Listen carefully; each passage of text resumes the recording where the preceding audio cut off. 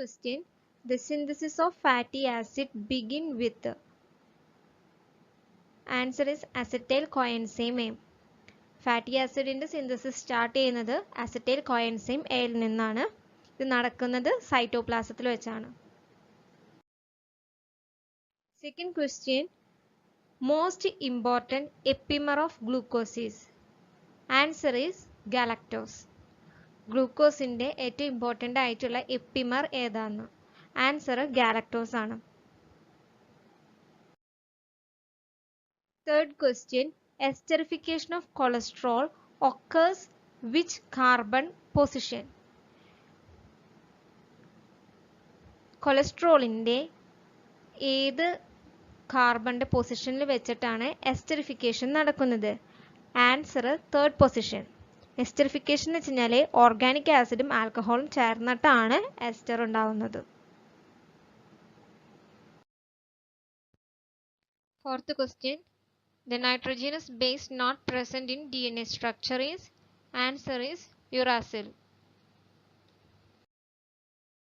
Reducing ability of carbohydrate is due to? Answer is carboxyl group. കാർബോഹൈഡ്രേറ്റിന്റെ reducing ability എന്തുകൊണ്ടാണ്? അത് carboxyl group അതിൽ present ആയിരിക്കുന്നത് കൊണ്ടാണ് കാർബോഹൈഡ്രേറ്റ് റെഡ്യൂസിങ് എബിലിറ്റി കാണിക്കുന്നത്. The backbone of nucleic acid structure is constructed by? Answer is phosphodiester bond. Nucleic ആസിഡിന്റെ backbone എന്തുകൊണ്ടാണ് construct ചെയ്തിരിക്കുന്നത്? ആൻസർ ഫോസ്ഫോഡൈസ്റ്റർ ആണ്. Phosphodiester bonds. The building block of nucleic acid is? Answer is nucleotides. Nucleic ആസിഡിന്റെ building block എന്തുകൊണ്ടാണ് ഉണ്ടാക്കിയിരിക്കുന്നത്? Answer nucleotides. ന്യൂക്ലിയോടൈഡ്സിലെ main ആയിട്ട് 3 components ഉണ്ട്: pentose sugar, phosphate group, nitrogenase base. The number of hydrogen bond in adenine thymine pair is? AT pair is? അപ്പോൾ എത്ര hydrogen ബോണ്ടാണ് അഡിനിനും തൈമിനും join ചെയ്യുമ്പോൾ ഉണ്ടാവുക? Main ആയിട്ട് 2 ബോണ്ടാണ് ഉണ്ടായിരിക്കുന്നത്. Ninth question. Number of hydrogen bond in guanine cytosine pair is? GC pair.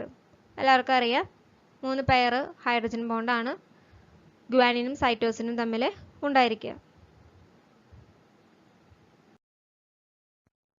10th question. The coenzyme not involved in hydrogen transfer. Answer is FH4. FH4 എന്ന് വെച്ചാൽ tetra ഹൈഡ്രോഫോളേറ്റ് ആണ്. Folic ആസിഡിന്റെ active form ആണിത്.